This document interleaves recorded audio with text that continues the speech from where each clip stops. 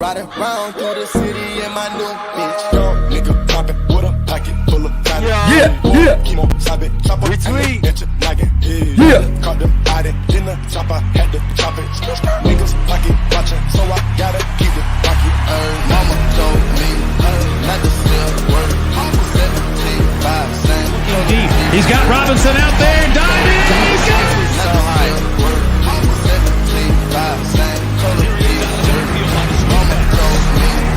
Pretty good out of the backfield. Yo, too bad we gotta change this hype video.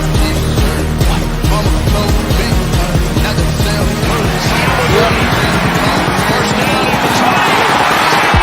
5 touchdown. In trouble, he gets decked. Wow. What a hit. Clock down at 3. Back to the box. Oh my goodness. The pitch is picked off, and it's going to be a touchdown. Dotson, another catch and a touchdown. Beautiful grab by Robin. To Corey Franklin with an incredible one-handed grab.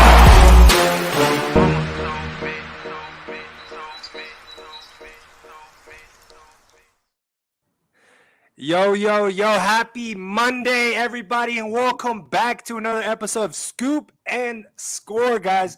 I'm your host, Slam the Bookie, and these are my co-hosts, Alpha Dog Bets, FA Picks, and BBB. How we doing today, boys? Good. Another day. Finally, we are into some playoff football, and we have the national championship in college football tonight. BBB, how are you, my friend? I'm good. Like you said, national championship tonight. Vibes are high. And, I'm ready to break down today's slate with you. Love it, man. Love it. We got the natty. We got the wild card set for the NFL. We're coming off of an insane NFL Sunday. I can't wait to get into it, guys.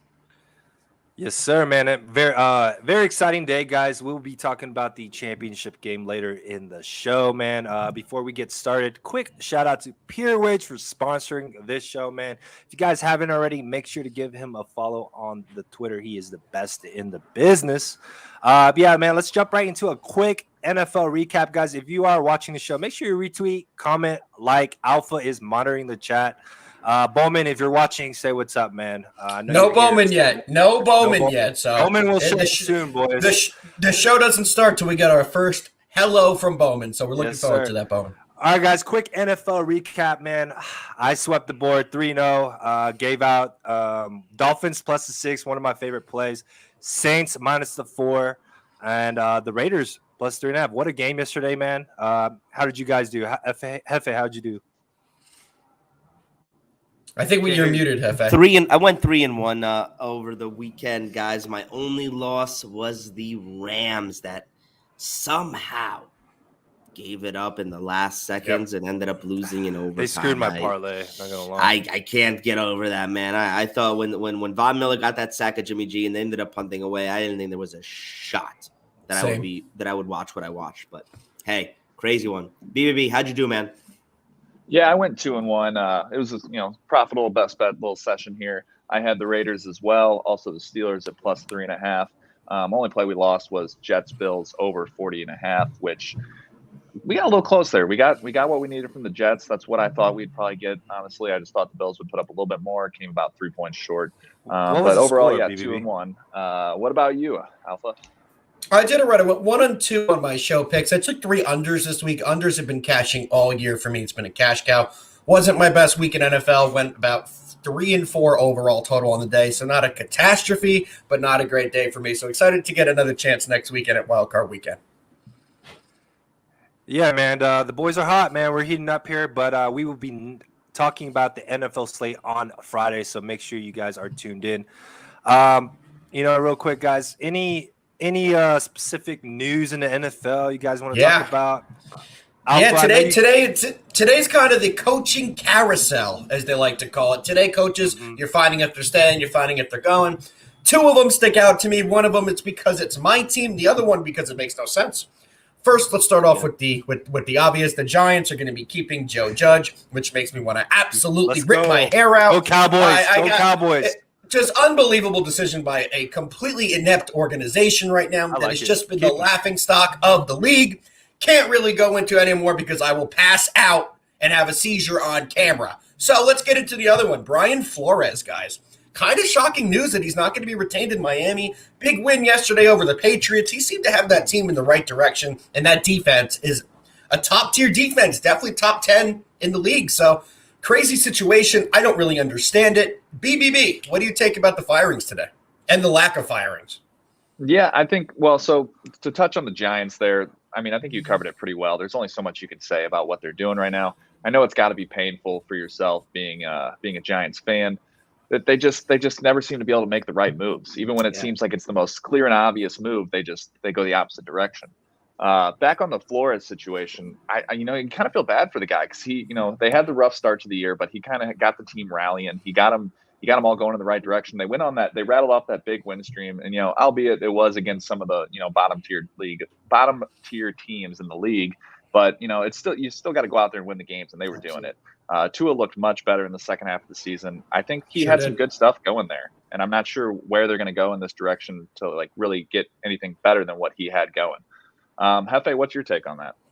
Yeah, look, the Giants thing really honestly ticks me off. I'm a big believer in, if you're going to reset a culture, you reset it from the top down. You don't you don't get rid of your general manager, but keep your coach, because then you have a new general manager that has to believe in the coach. You're already minimizing that pool of people that would want to come in and take that job, because they have to already accept the fact that you're rolling with Joe Judge as your head coach, you're rolling with Daniel Jones as your quarterback, that this is the type of offense and defense and schemes you're going to run.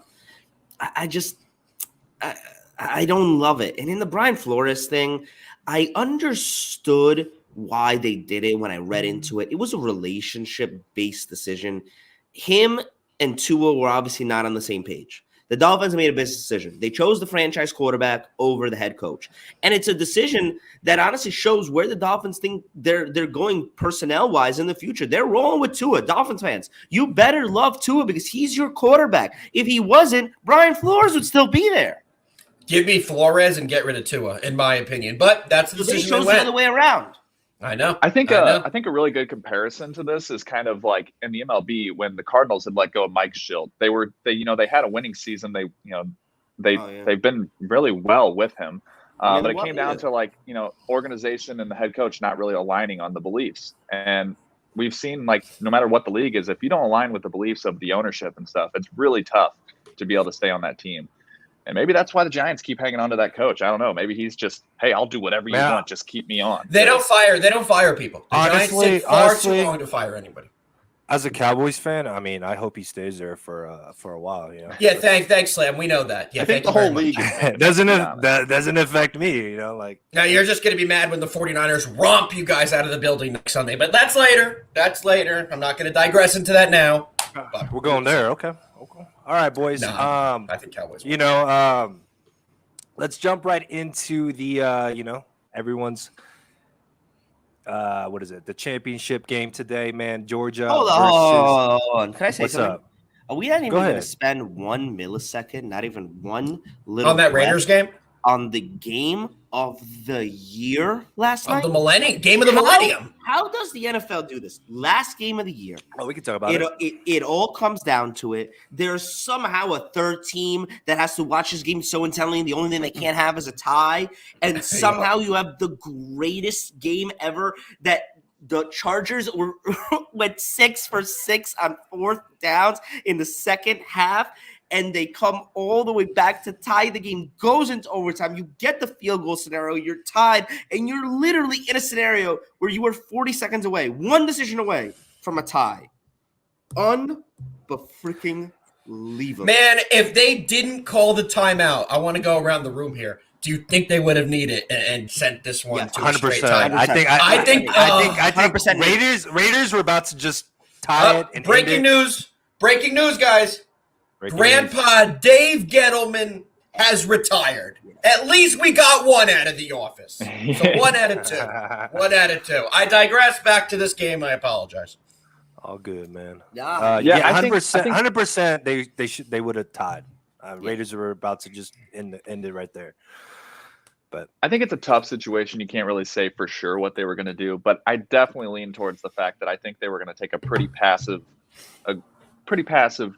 way of what they were doing there. I think they might have done, a Jacobs draw up the middle where it's Me kind of too. like, hey, dude, just if there's nothing, no gaps at all, just you're laying down, game over. We're in the playoffs. It drives me weird to me. crazy, man. Drives me crazy. I thought in that situation that the timeout was to say, because they did it with under 40 seconds. They did the timeout with 38 seconds left, and the Raiders came out looking like they were going to pass. I know it was going to be a delay up the middle. They knew it was going to be a delay up the middle. But the coach of the Chargers got a little nervous, and he called timeout to kind of be like, hey, man, listen, there's 38 seconds left. If you need the ball, the game is over, and we're going to get out of this. We're both in the playoffs. But that timeout really seemed to rub them the wrong way. That timeout made them kind of they got that 6-7 yard run. They kicked that field goal. I don't think they would have done it without the timeout. I really don't.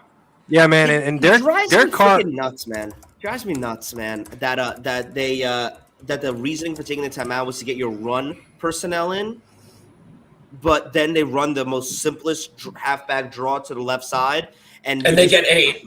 And they get 8. It's kind of crazy to me that was the reasoning for calling the timeout. You literally knew exactly what they were going to do. You called the timeout to get your personnel in for that play, and you still messed it up. And let's be honest, you lost your season because of that timeout. I know. 100%. There's so many other things that you could say Monday morning quarterbacking it. Oh, how about the time Jeff Hefe that they freaking went for it on 4th down, 4th and 2 at their own 20.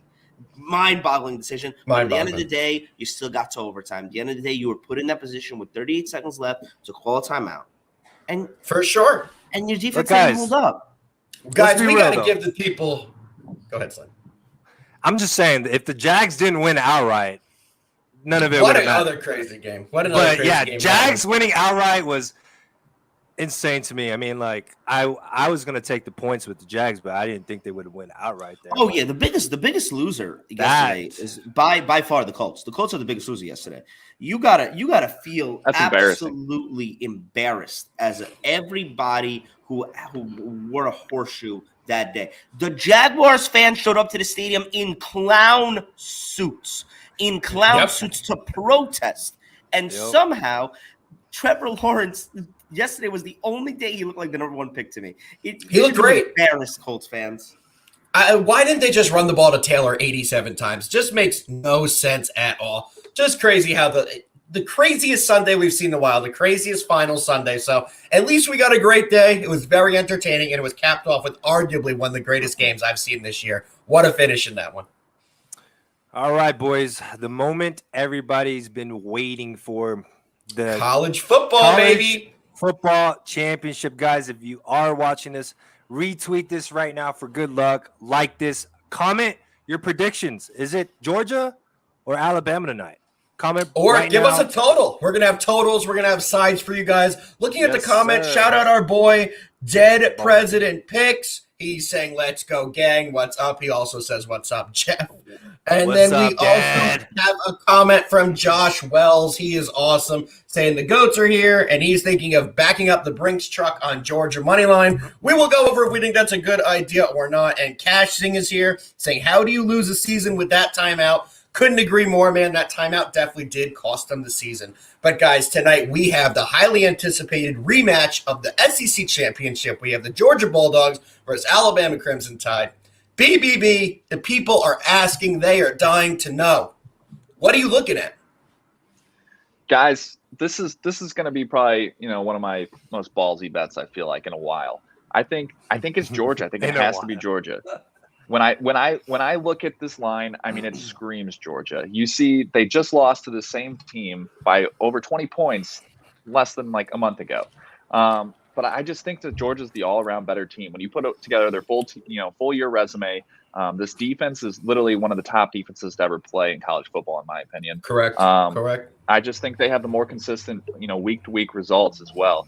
When you look at Alabama, they've been really up and down throughout the season. You can't say that about Georgia. They had one bad game, and yes, it was against the same team, but I think every team has had one bad game. Alabama, they dominated Miami, and then they come back and they barely beat Florida. Then they dominate Ole Miss, and then they lose outright to Texas A&M. They barely outshoot Arkansas. They barely beat Auburn without Bo Nix. Yep. And then they blow out Georgia, obviously. But I think there's just, when you look at this Alabama team, they have a lot of talent, but I think they're going to be missing, star wide receiver Mechie tonight a lot. A lot. He's a really big, factor in here. And yeah, they got by with it against Cincinnati, and they were able to rely on that, ground game. But I don't think you can do that against this Georgia team. I think, Jordan Davis and co are going to be pretty, pissed off about, that last game. And I think they're going to come out with some vengeance. They got chip on their shoulder. I think this is a great spot for the Bulldogs. What do you think, Hefe? Man, this is so, the old saying, it's so hard to beat a team twice in one season. Yep.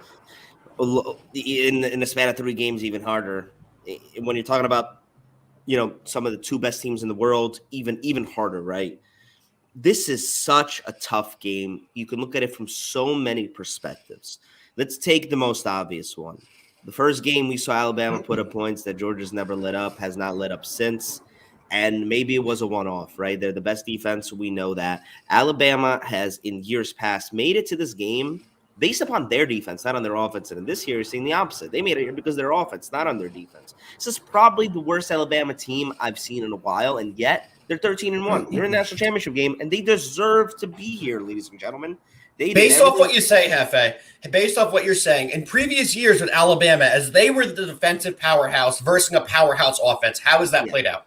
Oh, how has that played out though? Alabama. I mean, Nick Saban needs more than one of these to fit all his rings. You get what I'm saying? He needs 2 hands. The defensive team. They win this game in the trenches. And let's not, guys. I think let's take a step back. These are kids playing tonight. 18, 19, 20, 21-year-old kids. I don't care how prepared you are. There's nothing that's going to prepare you from when you're under those lights. A lot of emotions. Every play is magnetized. There's going to be more cameras on you than ever before in your life. Guys, I do not see a repeat of what we saw in the SEC Championship game. I will not let my play out just yet because we still have a little bit of show left. But I think we're going to see a much closer, tighter game where it's going to be a struggle for one team to get a big lead over the other. I lean towards Georgia. I think that defense wins championships. And I know that that's one of those sayings, but I truly believe that one tonight. Alpha, what do we think? I have a lean on both, a total and a side. I'll give both out. So I see things very similar like you do. So it's very hard to beat a team twice, especially an SEC school that's coached by Kirby Smart. Kirby is one of the best defensive minds in the game of college football and has been for years and years and years, and comes from the Alabama coaching tree under Nick Saban. I see this one, guys, being close like you do. So in the first matchup in the SEC championship, I took the under. And what was it, a 42-point second quarter? Absolutely killed me in that one. I don't think we're going to see that again. I think we saw Alabama at their absolute best. That was the best game that team could have played in the biggest situation for them all year. A must-win game, and they needed that to go to the playoffs. It was not the same case for Georgia. Georgia didn't show them everything. You have not seen all the tricks from Georgia yet in this matchup. Alabama showed Georgia everything. They needed to win that game, and they needed to make a statement, which they did. But they showed all their tricks. I think Alabama's going to play I think Georgia's going to play a much better game. Give me Georgia, guys. I'm all over it. And I'm also all over the under again. I think we're going to see this one staying a lot closer. So both those guys, I'm on Georgia and the under for tonight. Slam. Is this going to be a family sweep? Are you also looking at the Georgia side? Man, I can't give out a side here just because I give it out to my special people earlier. But I will give you guys what is your special people? Well, what did you just say? What is your we're not special? Your viewers are not special people?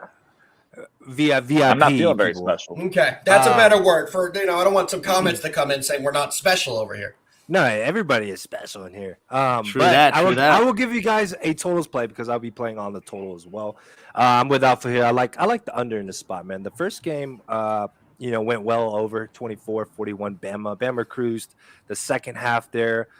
Turnovers kind of screwed over Georgia there. I think this will be a slower paced game. Georgia's going to really have to slow down the game. I think, Georgia's going to have to start fast and kind of control the tempo, put pressure on Bryce Young, get him in third and longs. It's kind of seemed like if you guys are paying attention, you kind of know what side I'm on right now. But, put pressure on Bryce Young, avoid turnovers, and kind of just get Bama in uncomfortable third and longs. And really, Georgia really has to, allow their defense to rest, meaning they have to keep a steady offense, convert third downs, and don't get in third and longs, really. So I think if Georgia can control the tempo of the game, this will go well under. And I think this will be a defensive game. And, and Bama kind of in the semifinals kind of struggled against the Cincy defense. And it went well under there too. So I think this would be a defensive game. I like the under in the spot at 52.5, guys. I see maybe 27, 21, something like that. Or 31-21 around there. So that's my pick on the under. So I think we're all in agreement. Go ahead. I want to build off something that Alpha had mentioned earlier. I think the whole not showing your whole hand is a great point there. It was something I was going to touch on. And I think that, there wasn't a lot of motivation for Georgia to really, show their full cards. They were going to be in the playoffs regardless of what happened in that game. I'm not saying they didn't want to win that game. Obviously, every game you want to win. But there wasn't much to gain by, hey, if we put this all out and beat them here, other than that eliminates them. You show all your cards, it's kind of this is the situation they were playing for here. They were playing for a national championship. When you let all your cards out, then you don't want to do that to Nick Saban. Nick Saban is a great game planner. I think Kirby Smart is one of the smartest coaches as well. And I think he was playing the long game here. And I think we see stuff from Georgia that we might not have seen all year. Exactly. This is already scary. So we're seeing comments in chat here. Guys are saying, how could you say that the best coach in history with Love has shown all their tricks? Showing all their tricks just means they fully opened the offense, guys. They showed what they're going to be using their best plays. They showed their full offensive powerhouse. Georgia didn't have to show certain routes that they're going to use tonight. They didn't have to go in their full game plan and dig deep in the back and pull out plays you only use in big situations. I'm sorry, I want to piggyback off that. Think about showing your best plays or, saving some stuff is not always about the offensive side of the ball. And in this game, I think it actually is a lot more about the defensive side of the ball in terms of speaking about Georgia. We're going to see different schemes, different packages, different zones, different D-line versus O-line type shit. Different coverages, especially in the secondary, guys, which is really where Bama exploited them in the first game, scoring as fast as they could in a pace where Georgia's offense isn't built to come back from. They're built to get a lead and keep that lead. And I think that's what we see tonight. And so in terms of not showing your hand, so to speak, don't think about that as like trick plays on offense, like flea flickers and, running back passes. I'm literally talking about simple stuff like disguising blitzes differently, disguising zones differently, different packages in terms of nickel backs and just different secondary packages to keep Bryce Young guessing and hopefully make Bama have to focus more on Brian Robinson, the running back, and get the ball out of the Heisman Trophy's hands winner. Yeah, man. I think the key in this game is the Georgia D-line versus that O-line, right? They're going to have to get pressure on Bryce Young, cause turnovers, make him uncomfortable, make him one-dimensional, make this the Bama defense. Force a mistake. Exactly. Which they've done all year, which they've done and been the best at in the nation all year. And you saw that against Michigan, and Michigan's quarterback, they struggled all game from start to finish, right? Because that D line was able to put pressure on the quarterback.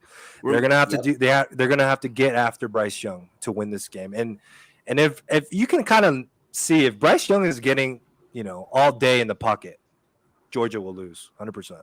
I'm sorry, but 100%. Bryce Young is good. So I mean, that's Kirby's Heisman for a reason. Kirby Smart also is one of the best at delivering cornerback blitz packages, which we did not see in the first game. The defense, I think, is going to be coming at Bama all night. They're not going to give him the time he had in the first game. They're just not. There was a recipe that they attempted in the first game that clearly didn't work. It's going to be a different recipe tonight. So I'm excited to see the different kind of coaching changes that Kirby Smart made. I'm a big Kirby Smart backer. I do believe Nick Saban is the best coach. Don't get me wrong. Nick Saban is the best coach I've ever seen in the college game.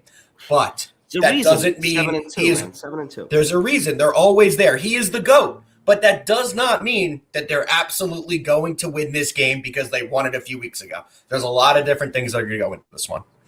Yeah, man. And on paper, Bama is better all around, right? Trends and stats, Bama wins. Not right? defensively. Not defensively. I would. Yeah, I just. I mean, championship trends, whatever you want to look at, bro. Trends have to end eventually, right? And I think this is the spot. Guys, in terms of the players that Bama has defensively, they are not like previous Bama teams.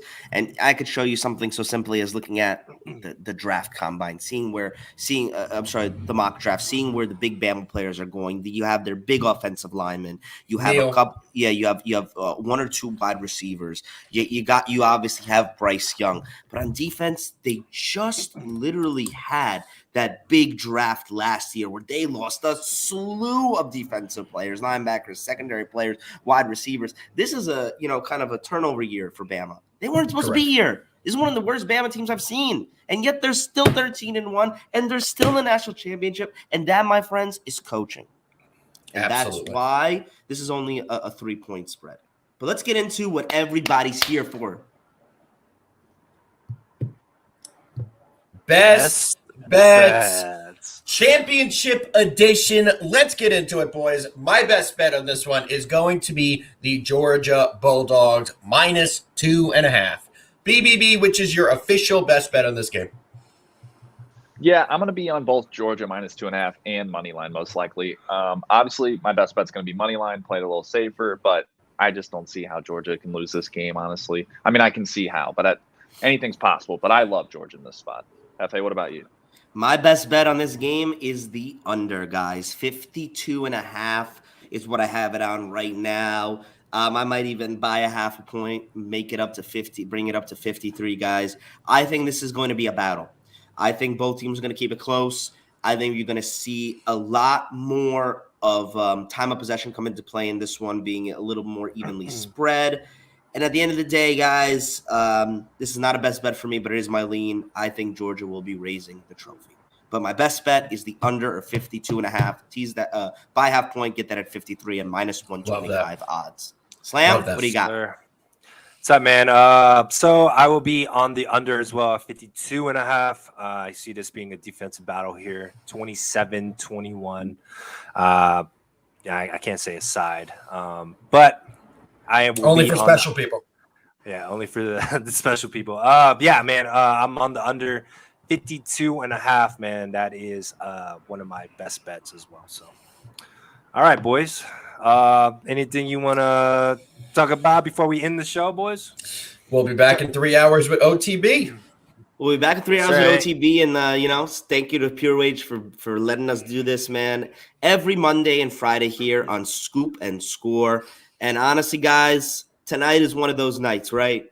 Get with your boys, crack open a couple brews, and enjoy what we hope to be the game. A close, good game. We'll get to see this game once a year, so enjoy it, man. And then when we come back on Friday and Scoop and Score, we have so many things to talk about. We didn't even spend 1 minute today, and there's a reason we didn't, on all of the amazing wildcard matchups we have, guys. So make sure you guys come back on Friday, 1 p.m. Eastern Standard Time. We're going to go over every single wildcard game, give you breakdown analysis on all, and we're going to have some best bets, baby.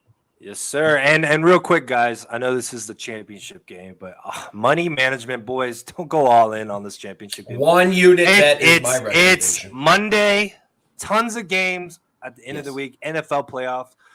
Don't go all in. Such a good point, man. Such a good point. Remember, guys, professional gamblers, their holiday is not the Super Bowl. That's amateur gamblers whose holiday is the Super Bowl. And you get what I'm trying to say? Tonight is just a game. Don't bankroll management. It's Monday. Bankroll management. You got how many wildcard games this weekend? Six wildcard games this weekend. A whole week of NBA, NHL, college basketball. Money management, people. Keep your units the same. Good point. Sir. All right, guys. Thank you all for tuning in. We will be back Friday at 1 p.m. Eastern Standard Time, guys. Thank you, everybody. We will see you on